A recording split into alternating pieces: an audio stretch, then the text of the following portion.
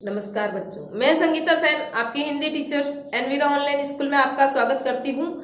आज हम पढ़ेंगे हमारी पाठ्य पुस्तक वसंत भाग 1 का पाठ 6 पार नजर की, जिसके कवि हैं श्रीमान जयंत विष्णु नार्लिकर। पहले पाठ पढ़ने से पहले थोड़ा विष्णु जी का जीवन परिचय हो जाए। जयंत विष्णु नार्लिकर जी का जन्म 19 जुलाई 1938 कोल्हापुर महाराष्ट्र में हुआ। इन्होंने हमारे हिंदी साहित्य में अपना पूर्ण योगदान दिया। यह एक भारतीय भौतिक के वैज्ञानिकों में से एक थे, यानी ये साहित्यकार के साथ साथ एक अच्छे वैज्ञानिक भी थे। इन्होंने कई रचनाएं की, लेकिन इनकी प्रसिद्ध रचनाओं में से है अंतरिक्ष में विस्फोट और वायरस, जो कि इनके प्रसिद्ध उपन्यास थे। और इनको वायरस उपन्यास के लिए 2015 में साहित्य अकादमी पुरस्कार से भी नवाजा गया। साहित्य अकादमी के साथ साथ इनको पद्म भूषण और पद्म विभूषण जैसे महान पुरस्कार भी मिले। ये तो हो गया इनका छोटा सा जीवन परिचय। अब लेते हैं पाठ। पाठ का नाम है पार नजर के, यानी पाठ के नाम से ही अपने को पता चल रहा है कि यहाँ पे हमारी नजरें जहां तक नहीं पहुंच सकती वहां का वर्णन है, यानी नजर से भी पार, जहां तक हमारी नजरें दूर दूर तक नहीं पहुंच पाती उस जगह का यहाँ पर क्या किया गया है, वर्णन किया गया है। यह पाठ वैसे मराठी में लिखा गया था, इसको हिंदी में अनुवाद किया है श्रीमती रेखा देश पांडे ने। आइए पढ़ते हैं हम श्रीमान जयंत विष्णु नार्लिकर द्वारा लिखित पाठ पार नजर की। पाठ की शुरुआत इस तरह से है। वह एक सुरंगनुमा रास्ता था। आम आदमी के लिए इस रास्ते से होते हुए जाने की मनाही थी, यानी एक सुरंगनुमा रास्ता था। आम आदमी के लिए इस रास्ते से जाने के लिए क्या थी, मनाही थी, यानी वहां पर एक सुरंगनुमा यानी गुफा जैसा रास्ता था, वहां पर कोई आम आदमी नहीं जा सकता था। लेकिन छोटू ने एक दिन अपने पापा का सिक्योरिटी पास लिया और जा पहुंचा सुरंग में। फिर क्या हुआ, यानी एक छोटू नाम का बच्चा है जो अपने पापा का सिक्योरिटी पास यानी सुरक्षा पत्र, एक कार्ड होता है सुरक्षा पत्र, जो उसके पास हो तो ही वो उसके अंदर जा सकता है। तो छोटू नाम का बच्चा है, उसने क्या किया, अपने पापा का वो पास लिया और सुरंग में जा पहुंचा। फिर क्या हुआ, छोटू कितनी बार कहा है तुमसे कि उस तरफ मत जाया करो, यानी यहाँ पर छोटू को कोई डांटता है और क्या कहता है कि आपको उस तरफ नहीं जाना चाहिए। फिर पापा क्यों जाते हैं उस तरफ रोज रोज, यानी यहाँ पर क्या होता है, छोटू की मम्मी उसे डांटती है कि तू उस तरफ रोज मत जाया कर। तो छोटू उसको वापस मम्मी को क्या जवाब देता है कि मम्मी फिर पापा क्यों जाते हैं उस तरफ, मैं भी जाऊंगा। पापा को काम पर जाना होता है, मम्मी उसको वापस कहती है कि पापा को क्या होता है, काम पर जाना होता है, इसलिए वो उस सुरंगनुमा रास्ते की तरफ जाते हैं। तुम बार बार उधर क्यों जाते हो। रोजाना यही वार्तालाप हुआ करता था छोटू की माँ और छोटू के बीच, यानी ये वार्तालाप किसके बीच होता था, छोटू की माँ और छोटू के बीच। वो क्या करता था, रोज जिस तरफ पापा जाते थे उस सुरंगनुमा रास्ते में, तो वो भी उधर जाने की कोशिश करता था और मम्मी हमेशा उसको डांट कर चुप करा देती थी। उस तरफ एक सुरंगनुमा रास्ता था और छोटू के पापा इसी सुरंग से होते हुए काम पर जाया करते थे, यानी उनके घर में ही एक सुरंगनुमा रास्ता बना हुआ था। उसी रास्ते के जरिए छोटू के पापा हमेशा काम पर जाया करते थे। आम आदमी के लिए इस रास्ते से जाने की मनाही थी। चंद चुनिंदा लोग ही सुरंगनुमा रास्ते का इस्तेमाल कर सकते थे और छोटू के पापा इन्हीं चुनिंदा लोगों में से एक थे, यानी इस रास्ते पर आम आदमी हर कोई नहीं जा पाता था। इनके लिए कुछ लोग चुने हुए थे जो ही इस रास्ते पर जा सकते थे, उसमें से एक छोटू के पापा भी थे। आज छुट्टी थी और छोटू के पापा घर पर ही आराम फरमा रहे थे। आज छोटू के पापा काम पर नहीं जा रहे थे, आज उनकी क्या थी, छुट्टी थी, वो घर पे ही आराम कर रहे थे। नजर बचाकर चोरी छिपे छोटू ने पापा का सिक्योरिटी पास हथिया ही लिया, यानी नजर बचाकर यानी चुरा कर उसने क्या किया, पापा का सिक्योरिटी कार्ड जो सुरक्षा पत्र था पापा का, उसने क्या किया, अपने पास ले लिया और चल दिया सुरंग की तरफ। और क्या किया, उस सुरंग की तरफ चला गया कौन, छोटू। वैसे तो उनकी पूरी कॉलोनी ही जमीन के नीचे बसी थी, यानी जहां पर छोटू का परिवार रहता था वो कॉलोनी कहाँ बसी थी, पूरी जमीन के नीचे के हिस्से की तरफ थी। यह जो सुरंगनुमा रास्ता था अंदर दिए जल रहे थे और प्रवेश करने से पहले एक बंद दरवाजे का सामना करना पड़ता था। यानी ये जो सुरंगनुमा रास्ता था, जो गुफा जैसा रास्ता था, इसके अंदर क्या जल रहे थे? दिए जल रहे थे और अंदर प्रवेश करने से पहले एक बंद दरवाजा आता था, उसका सामना उन्हें करना पड़ता था। दरवाजे में एक खाचा बना हुआ था।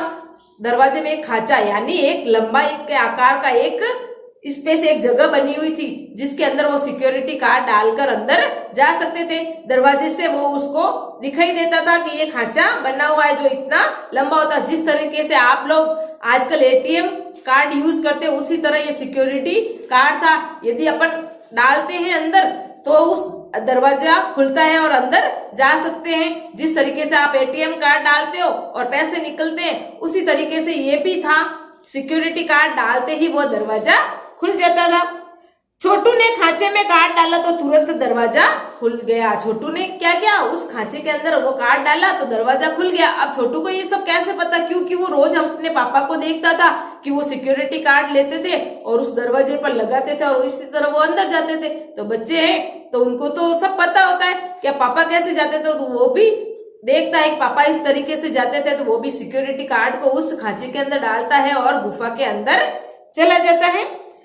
छोटू ने सुरंग में प्रवेश किया। अंदर वाले खांचे में सिक्योरिटी पास आ पहुंचा था, यानी बाहर से डाला था, जैसे ही अंदर गया तो वो दरवाजे के अंदर सिक्योरिटी पास उसको वापस मिल गया।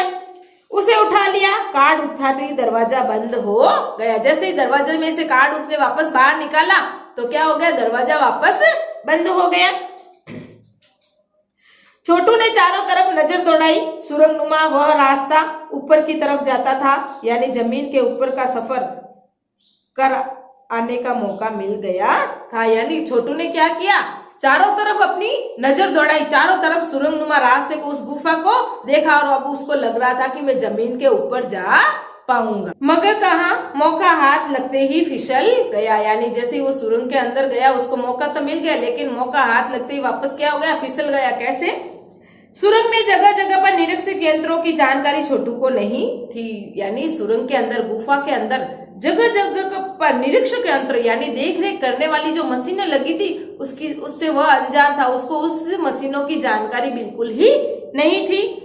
मगर छोटू के प्रवेश करते ही पहले निरीक्षक यंत्र ने स्नेहास्पद स्थिति दर्शाने वाली हरकत हुई। यानी छोटू जैसे ही अंदर गया तो जो पहली मशीन लगी हुई थी, जो पहला यंत्र लगा था, उसको संदेह हुआ, उसको शक हुआ। इतने छोटे कद का व्यक्ति सुरंग में कैसे आया? यानी रोज तो बड़े बड़े व्यक्ति आते हैं और उसको शक हुआ कि इतना छोटे कद का व्यक्ति हमारी सुरंग में कौन आया। दूसरे निरीक्षक यंत्र ने तुरंत छोटू की तस्वीर खींच ली। यानी दूसरा जो निरीक्षक यंत्र था, जो मशीन थी, उसने क्या किया? छोटू की फौरन फोटो खींच ली।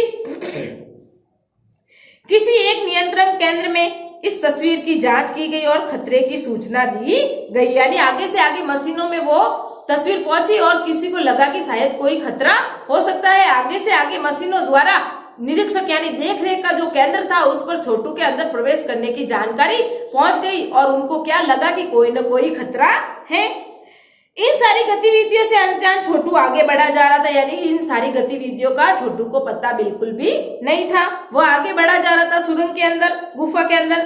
तभी जाने कहां से सिपाही दौड़े चले आए, छोटू को पकड़कर वापस घर छोड़ आए। यानी तभी कहां से कौन आ गए? सिपाही। यानी जो देख रेख यंत्र लगा रखे थे, मशीनें लगा रखी थी, उन्होंने आगे वाले सिपाहियों को चेता दिया कि हमारे सुरंग के अंदर क्या है? खतरा है, कोई अनजान व्यक्ति आया हुआ है। तो वहां से दौड़कर सिपाही आए और छोटू को पकड़कर वापस घर पर छोड़कर आ गए। घर पर छोटू की माँ इंतजार कर रही थी। बस छोटू की अब खैरियत न थी। यानी अब छोटू की माँ घर पर इंतजार करती, इतनी देर हो गया, छोटू कहाँ गया? अब छोटू की खैरियत नहीं थी। क्यों खैरियत नहीं थी? कि भाई क्योंकि उसको मना किया था माँ ने कि सुरंगनुमा रास्ते की तरफ मत जाना। लेकिन बच्चे जिज्ञासु होते हैं, जिस चीज के लिए मना करते ना वही चीज करने की वो लोग कोशिश करते। जैसे माँ ने मना किया था इसको कि सुरंगनुमा रास्ते में मत जाना, तो वो देखना चाहता था ऐसा क्या है इस सुरंगनुमा रास्ते में। तो माँ के मना करने के बाद भी वो चला जाता है। तो अब माँ को तो गुस्सा आना ही है। तो वो अब क्या था? छोटू की खैरियत नहीं थी। छोटू के पापा ना होते तो छोटू का बचना मुश्किल था। यानी घर आते ही जैसे सिपाही पकड़कर उसको घर लाए तो माँ ने छोटू को खूब डांटा, लेकिन पापा घर पर थे इसलिए छोटू को पापा ने बचा लिया। छोड़ो भी मैं इसे समझा दूंगा सब, फिर वह ऐसी गलती कभी नहीं करेगा। यानी छोटू के पापा छोटू की मम्मी से कहती है बच्चा ये छोड़ दो, अब मैं इसको समझा दूंगा, ये दूसरी बार ऐसे सुरंगनुमा रास्ते में नहीं जाएगा और ऐसी गलती ये दोबारा नहीं करेगा। पापा ने छोटू को बचा लिया, बोले छोटू मैं जहाँ काम करता हूँ ना वह क्षेत्र जमीन से ऊपर है, आम आदमी वहां नहीं जा सकता क्योंकि वहां के माहौल में जी ही नहीं सकता। अब है ना छोटू को उसके पापा समझाते हैं कि मैं जिस जगह पे जाता हूँ बेटा वहां पर तुम लोग नहीं जा सकते, वह क्षेत्र क्या है जमीन से बहुत ऊपर है और आम आदमी वहां पर नहीं जा सकता। क्यों? क्योंकि वहां पर जी भी नहीं सकते, वहां पर वो लोग सांस भी नहीं ले सकते, वहां पर जीवन नहीं है। तो फिर आप कैसे जाते हैं वहां? छोटू का सवाल लाजमी था। यानी छोटू फिर पापा से पूछते वहां पे जी नहीं सकते तो आप कैसे जाते हो? बच्चे हैं कुछ भी प्रश्न कर लेते। तो वो कहते हैं मैं वहां एक खास किस्म का स्पेस सूट पहनकर जाता हूँ। वो कहते हैं कि मैं वहां पर जाता हूँ तो खास किस्म का स्पेस सूट, जो अंतरिक्ष यान में जो लोग जाते हैं उनके लिए एक अलग तरह के वस्त्र बने हुए होते हैं, वो वस्त्र पहनकर मैं वहां पर जाता हूँ।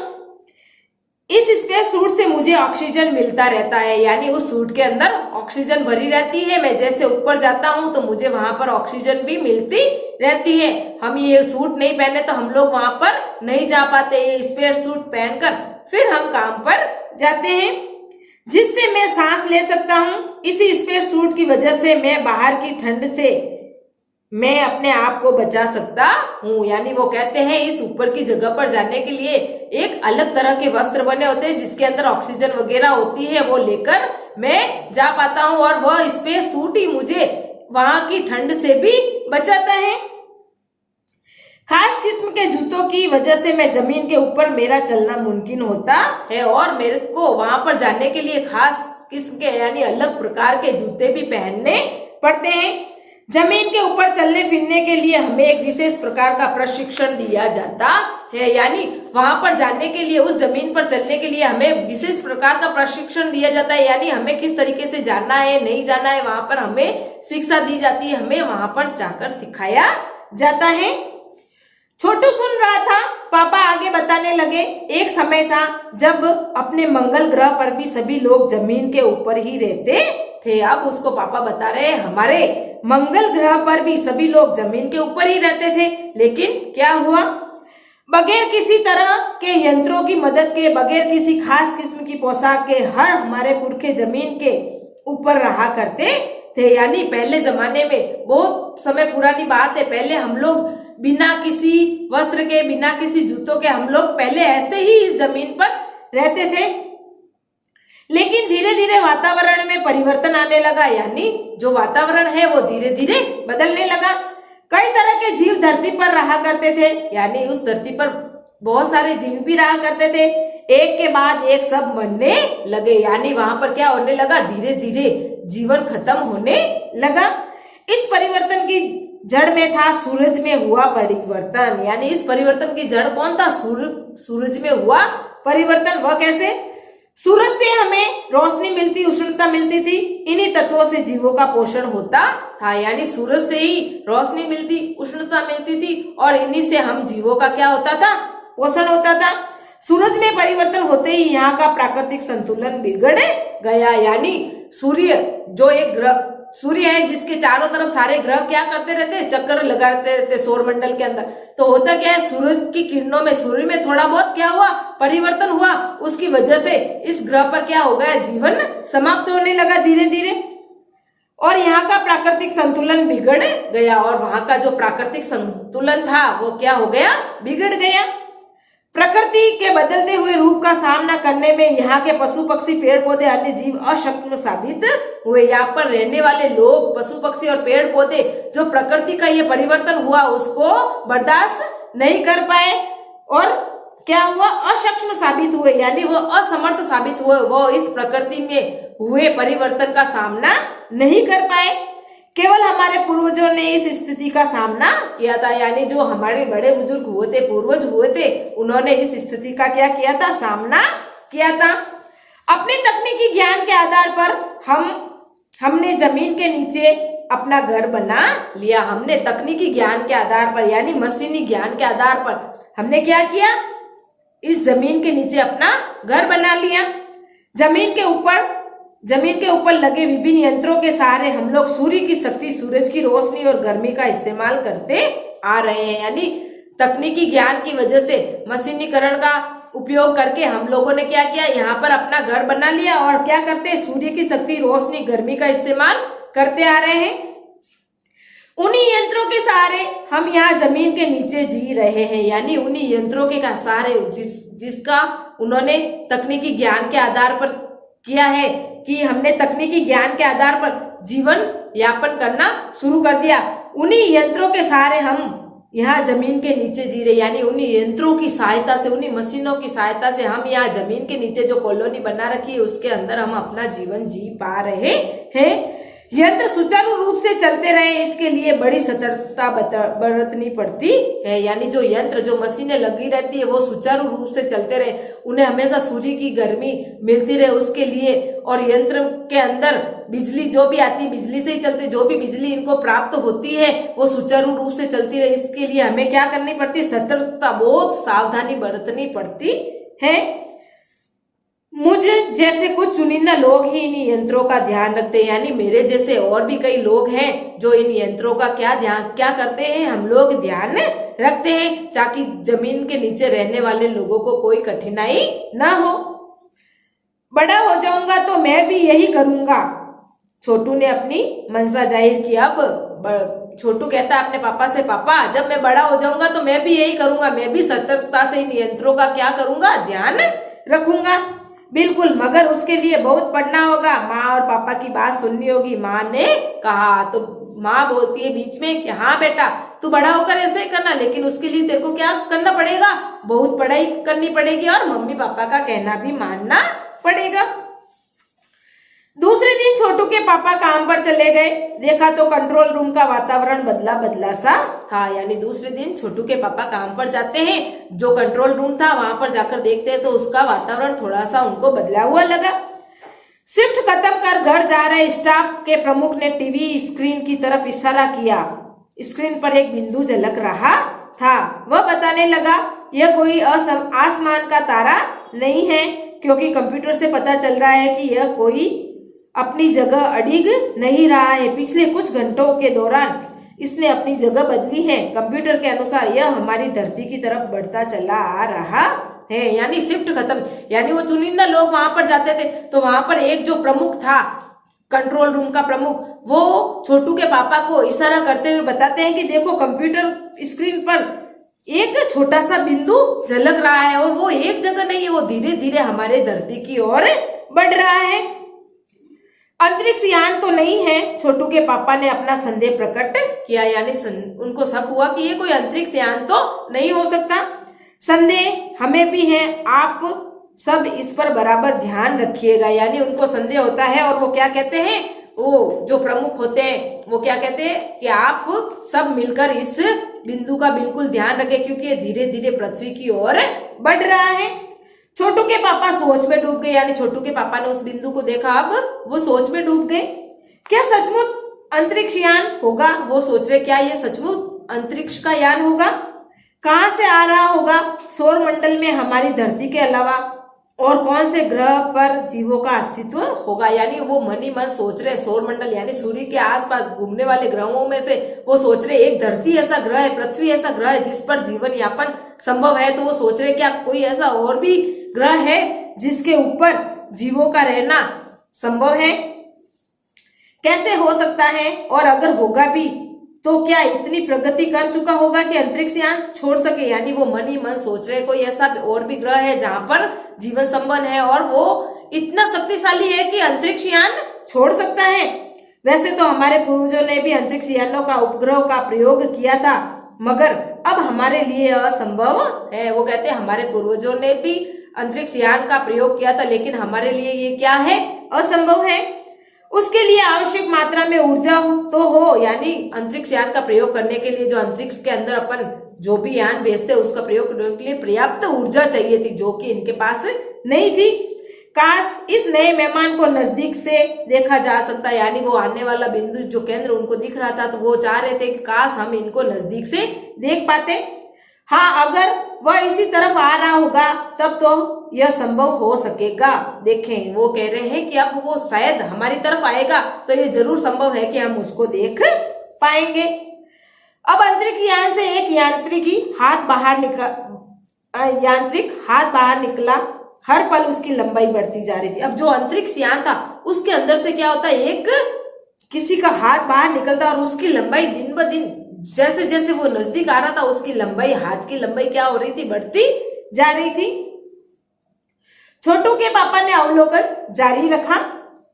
कॉलोनी की प्रबंध समिति की सभा बुलाई गई, यानी कॉलोनी के जो भी चुनिंदा लोग थे इनकी एक समिति बनी हुई थी जो भी इन निरीक्षक यंत्रों की देख रेख करते थे, तो उन्होंने क्या बुलाई, एक सभा बुलाई। अध्यक्ष भाषण दे रहे थे, जो उसके अंदर मेन मुखिया थे वो भाषण दे रहे थे। हाल ही में मिली जानकारी से पता चलता है कि 2 अंतरिक्ष यान हमारे मंगल ग्रह की तरफ बढ़ते चले आ रहे हैं। यानी जो अध्यक्ष महोदय है वो क्या कहते हैं कि मुझे अभी अभी ये जानकारी मिली है कि दो अंतरिक्ष यान हमारे मंगल ग्रह की तरफ बढ़ते हुए आ रहे हैं। इनमें से एक अंतरिक्ष यान हमारे गिर्द चक्कर काट रहा है, यानी एक तो दूर है और एक हमारे इर्द गिर्द यानी मंगल ग्रह के पास ही है। कंप्यूटर के अनुसार ये अंतरिक्ष यान नजदीक के ही किसी ग्रह से छोड़े गए हैं, यानी वो कहते हैं कि कंप्यूटर के अनुसार हमें ऐसा लगता है कि अंतरिक्ष यान हमारे ही कोई आसपास के नजदीक ग्रह में से किसी ने छोड़े हैं।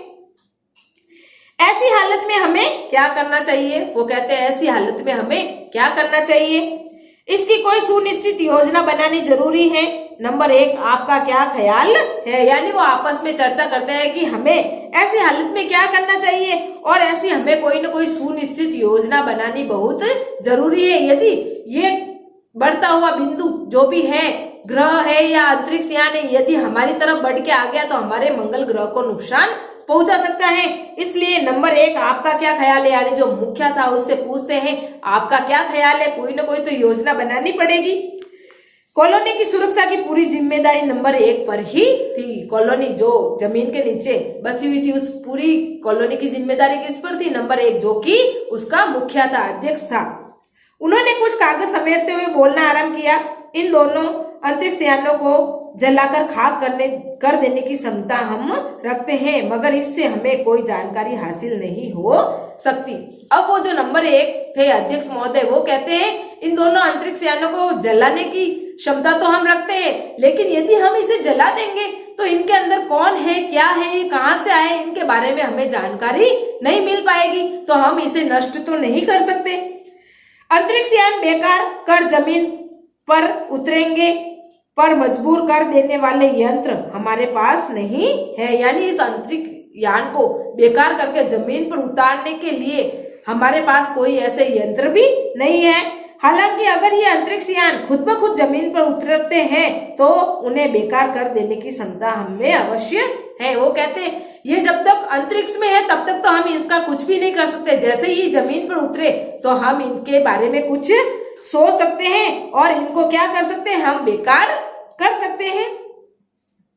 मेरी जानकारी के अनुसार इन अंतरिक्ष यानों में सिर्फ यंत्र ही है, यानी वो कहते हैं मुझे ऐसा लगता है कि मेरी जानकारी के अनुसार इन अंतरिक्ष यान जो भी आए इनके अंदर कोई मनुष्य या जीव नहीं है, इसके अंदर क्या है, सिर्फ यंत्र है या मशीनें हैं, किसी तरह के जीव इसमें सवार नहीं है। यानी जो अंतरिक्ष यान आए हैं इसके अंदर किसी भी तरह का कोई जीव नहीं है। नंबर 1 की बात सही लगती है, नंबर 1 की बात सबको सही लगती है।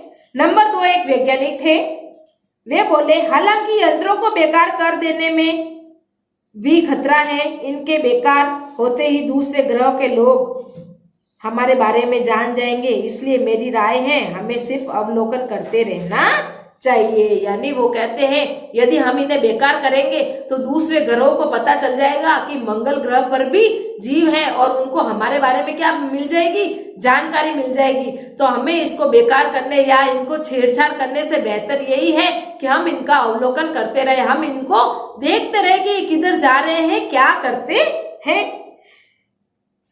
जहां तक हो सके हमें अपने अस्तित्व को छिपाए रखना चाहिए। यानी जो नंबर 2 वाले वो क्या कहते हैं, जहां तक हो सके हमें हमारे अस्तित्व के क्या करना है, छिपा कर रखना है। किसी को पता नहीं चलना चाहिए कि हमने यहाँ जमीन के नीचे, सुरंग के नीचे भी एक कॉलोनी बना रखी है और हम लोग यहाँ पर रह रहे हैं, ये भी किसी को पता नहीं चलना चाहिए।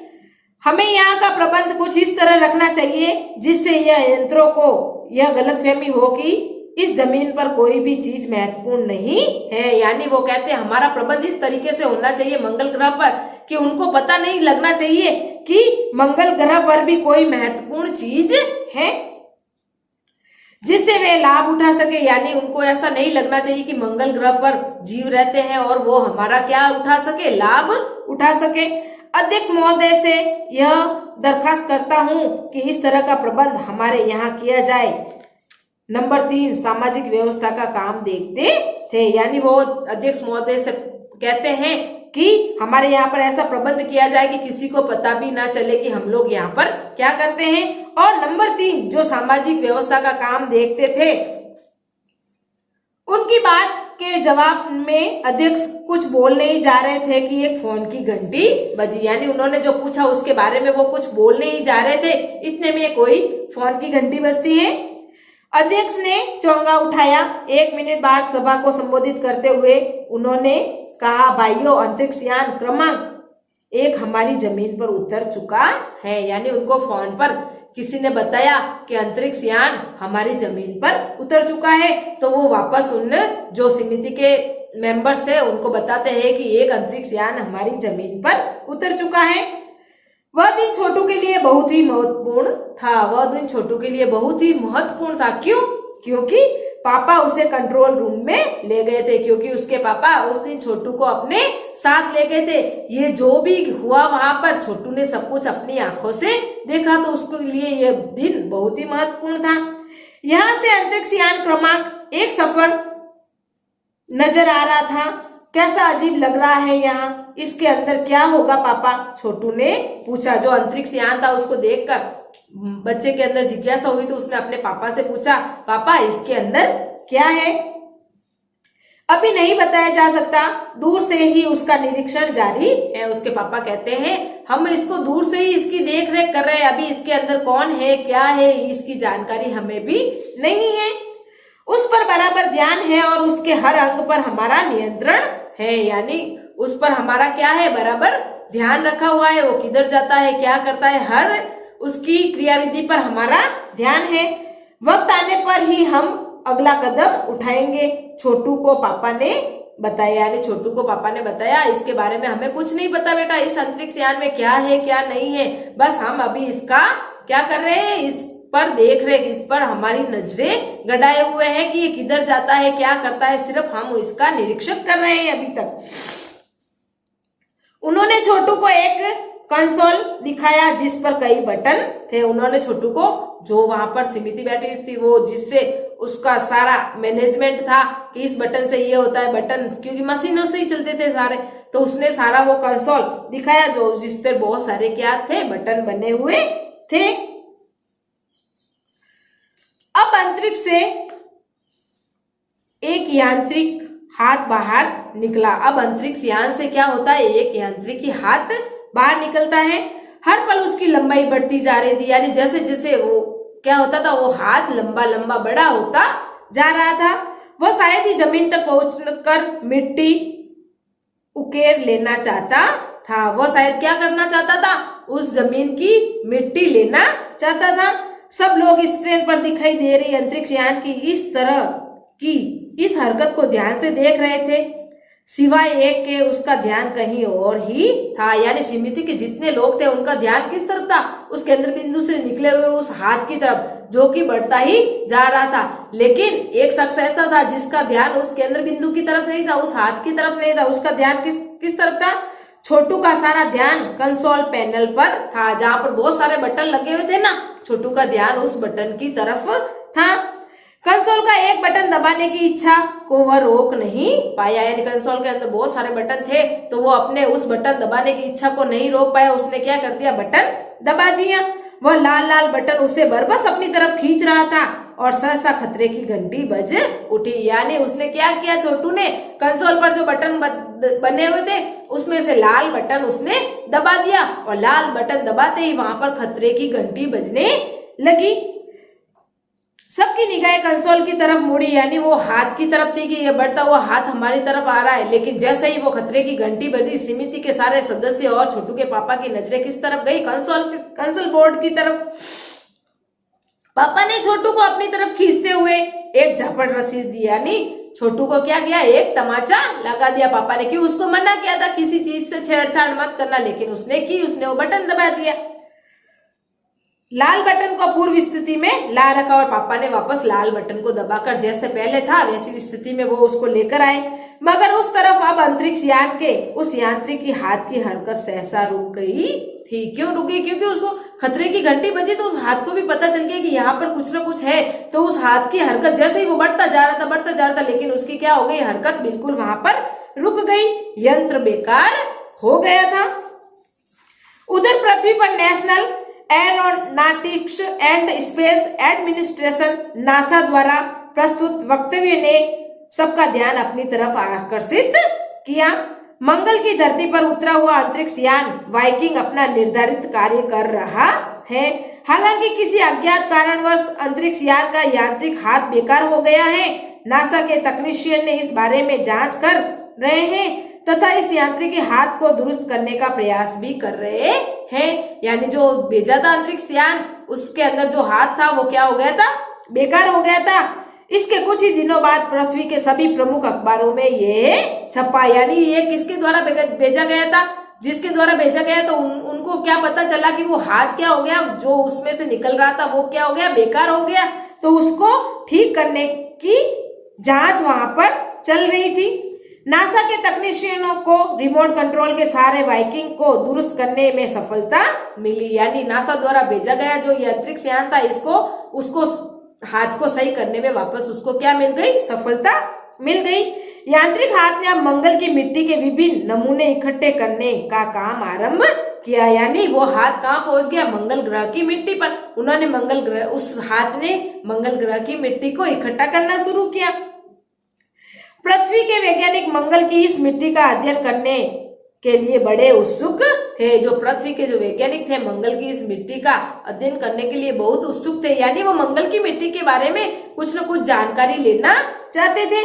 उन्हें उम्मीद थी कि इस मिट्टी के अध्ययन से इस बात का पता चल जाएगा कि मंगल ग्रह पर भी पृथ्वी की तरह कोई जीव सृष्टि का अस्तित्व है या नहीं। यानी ये जो अंतरिक्ष यान पृथ्वी से भेजा गया था, इनको पता लगाना था कि मंगल ग्रह पर भी जीव रहते हैं या नहीं रहते।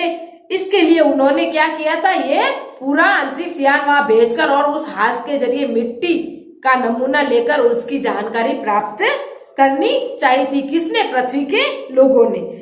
यह प्रश्न आज भी एक रहस्य है। यानी ये प्रश्न आज भी क्या बना हुआ है, एक रहस्य बना हुआ है। यानी मंगल ग्रह पर जीव संभव है या नहीं है, ये कई वैज्ञानिक मंगल ग्रह पर जाकर निरीक्षण कर आ चुके हैं। लेकिन आज भी ये रहस्य बना हुआ है कि मंगल ग्रह पर जीवन संभव है या नहीं।